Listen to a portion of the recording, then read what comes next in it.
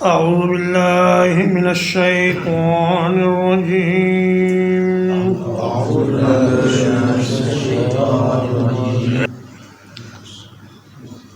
ذلك بأنهم شاقوا الله ورسوله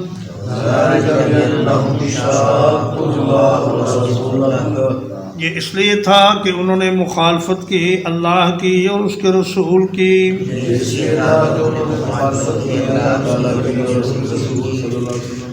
وَمَن يُشَاقِقِ اللَّهَ وَرَسُولَهُ، اور جو کوئی مخالفت کرے اللہ کی اور اس کے رسول کی. فَإِنَّ اللَّهَ شَدِيدُ الْعِقَابِ، تو یقیناً اللہ تبارک و تعالی سخت عذاب والا ہے.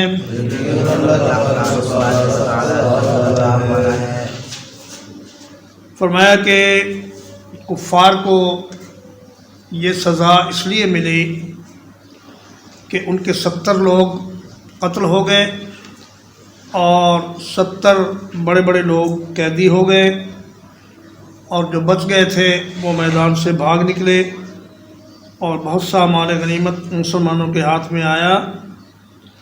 دراصل قریش پر اور اللہ کے نبی کے مخالفین پر پہلی امتوں کی طرح یک بارگی عذاب تو نہیں آیا، بلکہ یہ عذاب ان پر قسطوں کی شکل میں آیا. تو یہ عذاب کی پہلی قسط تھی جو اللہ تبارک و تعالیٰ نے جنگ بدر میں کفار پر نازل فرمائی. مکی دور میں تو یہ فرمایا گیا کہ تمہیں جو بھی کہیں مارے پیٹیں اور تمہیں جلا وطن کر دیں، گھروں سے نکال دیں، تمہارے مالوں پہ قبضہ کر لیں، تم نے کوئی مزاحمت نہیں کرنی، صبر کرنا ہے اور عقیدے کو درست رکھنا ہے اور ان کے ساتھ کسی قسم کا جھگڑا نہیں کرنا. لیکن جب مدینے پہنچے اور ایک مرکز میسر آ گیا مسلمانوں کو اپنی حکومت قائم کرنے کے لیے، اور ایک بیس ان کو مل گیا جنگی کارروائیوں کو آپریٹ کرنے کے لیے، تو اس وقت اللہ نے فرمایا کہ اب تمہیں جہاد کی اجازت ہے. تو جب پہلا ہی معرکہ ہوا تو اس میں اللہ تبارک و تعالیٰ نے کفار کو شدید قسم کی ہزیمت سے دوچار کیا اور مسلمانوں کو فتح مبین عطا فرمائی. آسمان سے ان کی مدد کے لیے فرشتے نازل فرمائے. تو شقہ یا شقوں کا معنی ہوتا ہے کسی چیز کو 2 ٹکڑے کر دینا. تو شاقو کا معنی ہوگا کہ انہوں نے 2 حصے ہو کر ایک طرف اللہ اور اس کے ماننے والے تھے اور دوسری طرف یہ کفار ہو گئے اور انہوں نے اللہ سے اور اس کے ماننے والے بندوں سے مقابلہ کیا. ذالکم فذوقوہ، یہ عذاب ہے بس چکھو اس کو. وَأَنَّ لِلْكَافِرِينَ عَذَابَ النَّارِ، اور یہ کہ کافروں کے لیے آگ کا عذاب ہے. ذالکم مبتدا ہے اور اس کی خبر پہلی آیت میں گزر چکی ہے، العقاب، مطلب کہ ذالکم العذاب فذوقوہ، یہ وہ عذاب ہے جو اللہ نے تمہیں میدان بدر میں چکھایا، اب اس کو تم چکھو اور اس کے مزے لو. اور یہ بات یاد رکھو کہ یہ تو دنیا کی ذلت اور رسوائی ہے، لیکن آخرت کا عذاب ابھی باقی ہے، اور جب تم مر کے اللہ کے سامنے پیش ہو جاؤ گے تو تمہارا ٹھکانہ جہنم ہوگا اور تم آگ میں ہمیشہ ہمیشہ کے لیے جلنے کے لیے ڈال دیے جاؤ گے. یا ایھا الذین آمنوا، اے وہ لوگو جو ایمان لائے ہو، اذا لقیتم الذین کفروا زحفا، جب تمہارا سامنا ہو ان لوگوں سے جنہوں نے کفر کیا ایک لشکر کی صورت میں،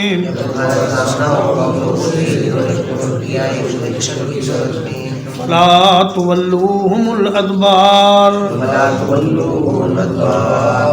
تو مت پھیرو اپنی پیٹھیں ان کی طرف۔ فرمایا کہ زحفہ یزحف کا معنی ہوتا ہے جانور کا زمین پر رینگنا آہستہ آہستہ، اور چونکہ ایک بڑا لشکر بھی آہستہ آہستہ حرکت کرتا ہے اس لیے بڑے لشکر کو زحفن کے لفظ سے ارشاد فرمایا کہ جب تمہارا کافروں سے مقابلہ ہو تو پھر میدان جنگ سے بھاگنا یہ کبیرہ گناہ ہے۔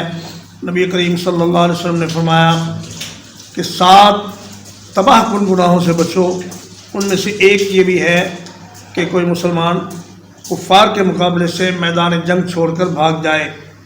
پہلے تو یہ حکم تھا کہ اگر وہ تم سے 10 گنا بھی زیادہ ہوں تو ڈٹے رہو۔ فرمایا یا ایھا النبی حرض المؤمنین علی القتال ان یکم منکم 20 صابرون یغلبوا 200۔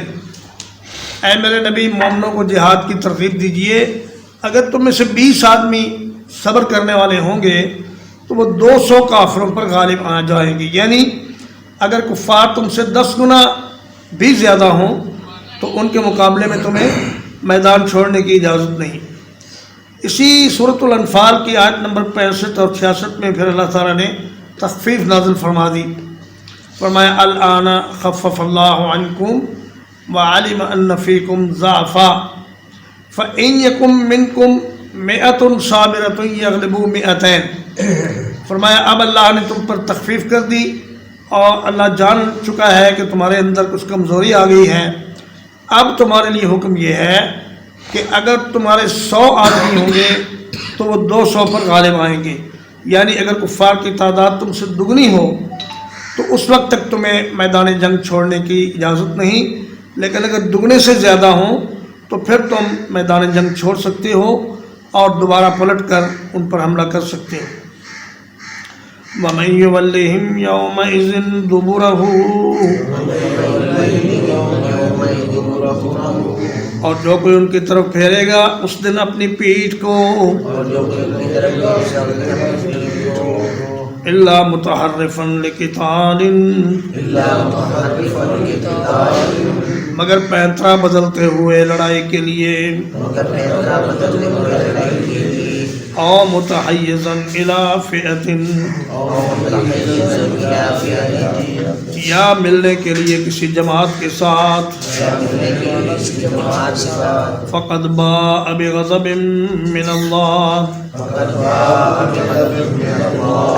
تو یقیناً وہ لوٹا اللہ کے غصے کے ساتھ، وَمَأْوَاهُ جَهَنَّمُ، اور اس کا ٹھکانہ جہنم ہے، وَبِئْسَ الْمَصِيرُ، اور بری ہے جگہ لوٹنے کی۔ فرمایا کہ میدان جنگ سے بھاگنے کی 2 استثنائی صورتیں ہیں۔ ایک تو یہ تحرفہ، یہ تحرف کا معنی ہوتا ہے ایک جانب کو ہٹنا، یعنی اگر آپ جنگی حکمت عملی کے تحت دشمن کو دھوکہ دینے کے لیے اپنی پوزیشن کو چھوڑتے ہیں اور کسی دوسری جگہ چلے جاتے ہیں تو یہ میدان سے بھاگنا نہیں بلکہ یہ ایک جنگی چال کے طور پر جائز ہے۔ یا پھر تحیّز کا معنی ہوتا ہے کسی بڑی جماعت کے ساتھ جا کے مل جانا یا اس کی کمک حاصل کرنا۔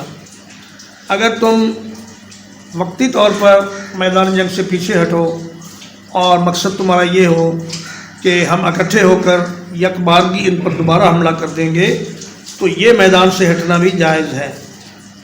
لیکن جو کوئی ان 2 صورتوں کے علاوہ میدان جنگ سے بھاگا اس پر اللہ کا غضب ہوگا اور اس کا ٹھکانہ جہنم ہوگا۔ حضرت عبداللہ بن عمر رضی اللہ تعالیٰ عنہ فرماتے ہیں کہ ایک دفعہ نبی کریم صلی اللہ علیہ وسلم نے ہم کچھ لوگوں کو ایک سریے کی شکل میں ایک جنگی مشن پر بھیجا، لیکن ہمارے ساتھیوں میں بھگدڑ مچ گئی اور لوگ میدان سے بھاگ نکلے، میں بھی بھاگ گیا اور بھاگ کر نبی کریم صلی اللہ علیہ وسلم کی خدمت میں مدینے پہنچا۔ اب ہم لوگ بہت ڈر رہے تھے کہ ہم میدان جنگ سے بھاگ کر آئے ہیں پتہ نہیں ہمارا کیا حشر ہوتا ہے. ہم نے رات بڑی بے چینی میں گزاری. صبح فجر کی نماز سے پہلے مسجد میں جا کر نبی کریم صلی اللہ علیہ وسلم کا انتظار کرنے لگے، اور جب آپ تشریف لائے تو عرض کیا کہ یا رسول اللہ میں جنگی مجرم ہوں، میں میدان جنگ سے بھاگ کر آیا ہوں، تو میرے لیے کیا حکم ہے؟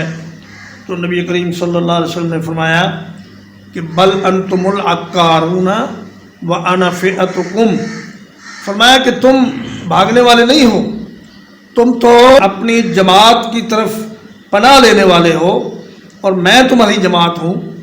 جب تم میدان سے بھاگ کر میرے پاس پہنچ گئے ہو تو یہ تمہارا بھاگنا شمار نہیں ہوگا، بلکہ میں تمہیں مزید کمک دوں گا، تمہیں مزید لشکر دوں گا، اور تم دوبارہ منظم ہو کر ان پر حملہ کرو.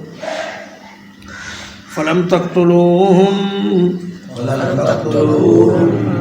پس نہیں قتل کیا تم نے ان کو،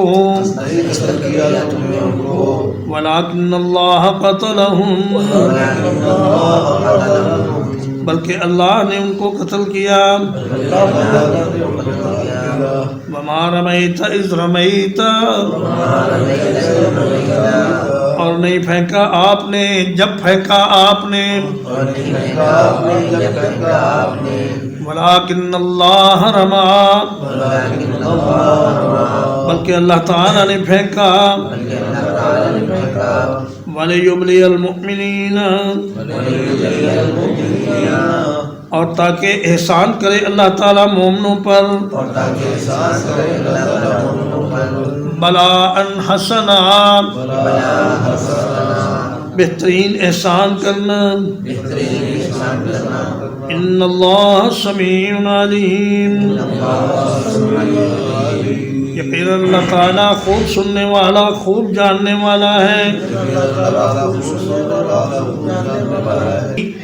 جب صحابہ کرام جنگ بدر سے واپس آئے اور اپنے واقعات دہرانے لگے، کسی نے کہا میں نے فلاں کو قتل کیا، کسی نے کہا میں نے فلاں کو قتل کیا، تو اللہ نے فرمایا کہ یہ تمہارا کمال نہیں تھا، تم تو بہت کمزور تھے.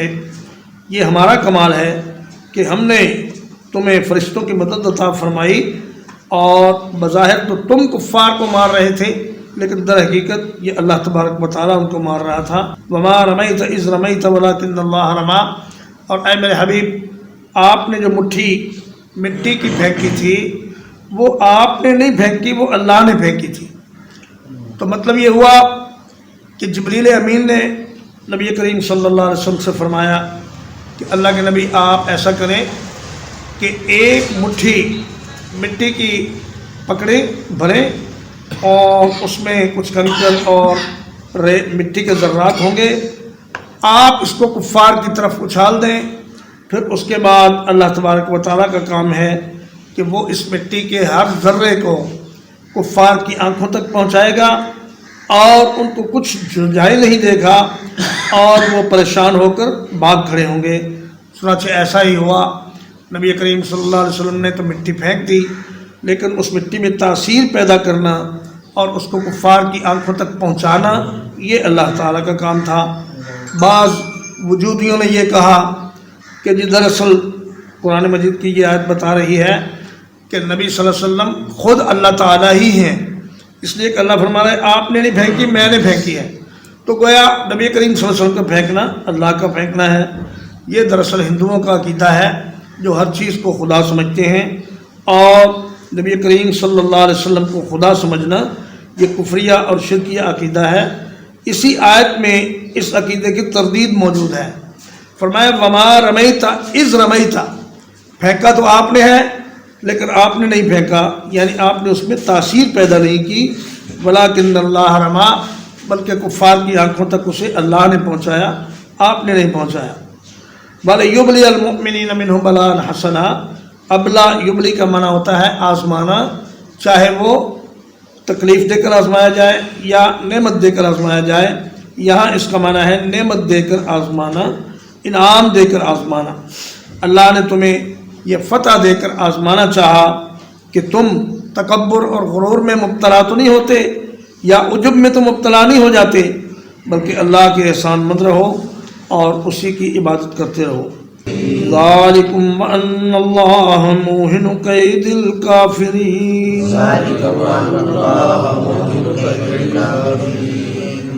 بات یہ ہے کہ یقیناً اللہ تعالیٰ کمزور کرنے والا ہے کافروں کی تدبیر کو.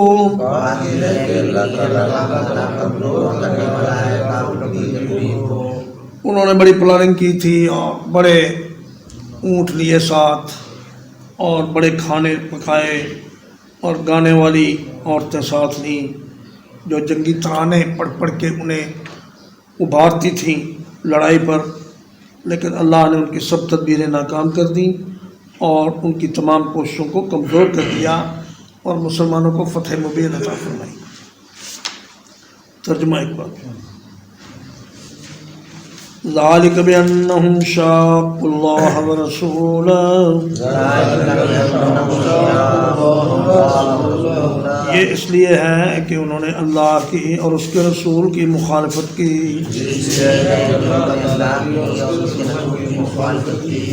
وَمَن يُشَاقِقِ اللَّهَ وَرَسُولَهُ، اور جو کوئی مخالفت کرے گا اللہ کی اور اس کے رسول کی، فَإِنَّ اللَّهَ شَدِيدُ الْعِقَابِ، تو یقیناً اللہ تعالیٰ بڑی سخت عذاب والا ہے.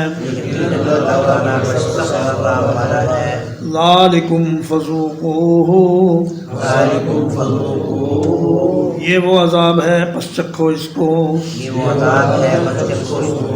وَأَنَّ لِلْكَافِرِينَ عَذَابَ النَّارِ، اور یقیناً کافروں کے لیے آگ کا عذاب ہے. یا ایھا الذین آمنوا، اے وہ لوگو جو ایمان لائے ہو، اذا لقیتم الذین کفروا، جب تمہارا سامنا ہو ان لوگوں سے جنہوں نے کفر کیا، زحفاً، ایک لشکر کی صورت میں، فلا تولوہم الادبار، تو نہ پھیرو اپنی پیٹھیں ان کی طرف. وَمَن يُوَلِّهِمْ يَوْمَئِذٍ دُبُرَهُ، اور جو کوئی اس دن ان کی طرف اپنی پیٹھ پھیرے گا، الا متحرفا لقتال، سوائے اس کے کہ وہ ایک جنگی چال چل رہا ہو، او متحیزا الی فئۃ، یا ایک جماعت کی طرف پناہ لینے والا ہو، فقد باء بغضب من اللہ، تو یقیناً وہ لوٹا اللہ کی طرف سے غصے کے ساتھ. وَمَأْوَاهُ جَهَنَّمُ، اور اس کا ٹھکانہ جہنم ہے. وَبِئْسَ الْمَصِيرُ، اور بری ہے جگہ لوٹنے کی. فَلَمْ تَقْتُلُوهُمْ، تم نے قتل نہیں کیا ان کو. وَلَكِنَّ اللَّهَ قَتَلَهُمْ، بلکہ اللہ نے قتل کیا ان کو. وَمَا رَمَيْتَ إِذْ رَمَيْتَ، اور نہیں پھینکا آپ نے جب پھینکا آپ نے. وَلَكِنَّ اللَّهَ رَمَى، بلکہ اللہ نے پھینکا. وَلِيُبْلِيَ الْمُؤْمِنِينَ، اور تاکہ انعام کرے مومنوں پر. منہ بلاء حسنا، اپنی طرف سے اچھا انعام. ان اللہ سمیع علیم، یقیناً اللہ تعالیٰ خوب سننے والا خوب جاننے والا ہے ذالکم وان اللہ موہن قید الکافرین بات یہ ہے کہ یقیناً اللہ تعالیٰ کافروں کی تدبیر کو کمزور کرنے والا ہے